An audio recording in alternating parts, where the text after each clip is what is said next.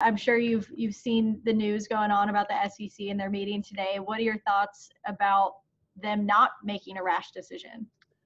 Yeah, this is the plan from the get-go to buy as much time as possible for the SEC, and quite frankly, they're taken off guard by the Big Ten announcing when they did on July 9th. So there's so much more that we have to learn, not only about this virus, but how it impacts players of this age, student athletes, and specifically where it'll be in these collegiate communities once we get closer to a playing date. So no rush to figure anything out, although I know they spent a lot of time today talking about different options when it comes to a schedule, different options when it comes to playing within those stadiums and with fans, and there's still a lot of work left to be done.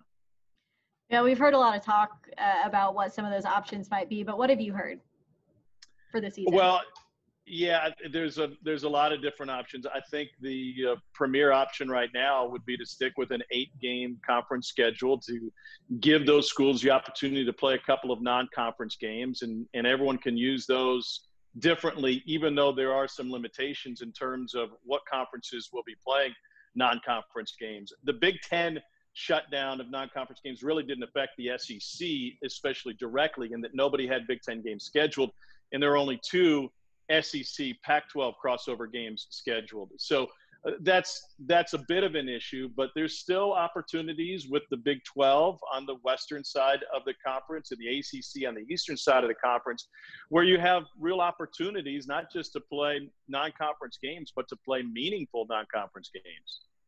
You know, listening to Greg Sankey on Paul Feinbaum today, he seemed very honest about the fact that, like, there has to be a change in order for them to feel comfortable playing a season.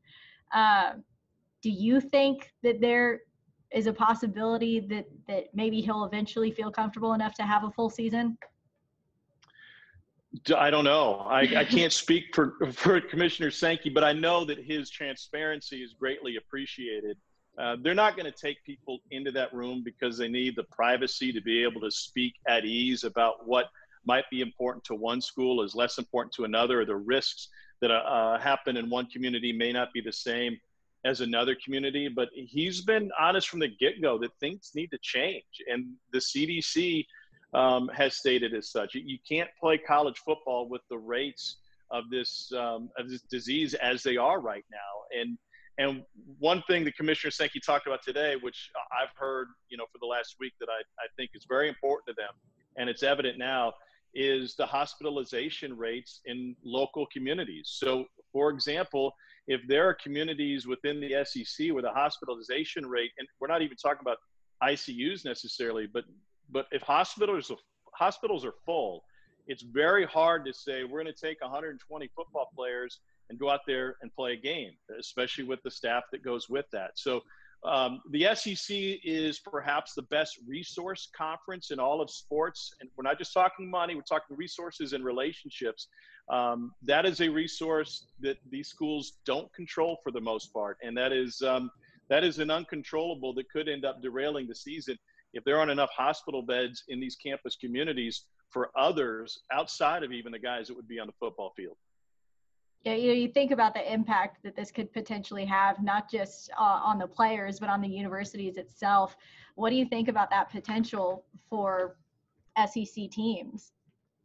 Well, it's drastic. It's not just the impact on the football programs. As we know, football pays the bills. The big television rights that come in, those are focused primarily on college football, and everybody generates the football generates revenue that everybody else uses. So this can be a matter of keeping the lights on, keeping your team in uniforms, being able to pay assistant coaches out, and we're talking about outside of football, however many sports that your university supports, that costs a lot of money. So the importance of satisfying multiple media rights holders to make sure that they get the product that they want to pay you for is imperative. We saw the impact of the loss of revenue when we lost March Madness, and the media rights holders were contractually not obligated to send that check. And when that check doesn't show up,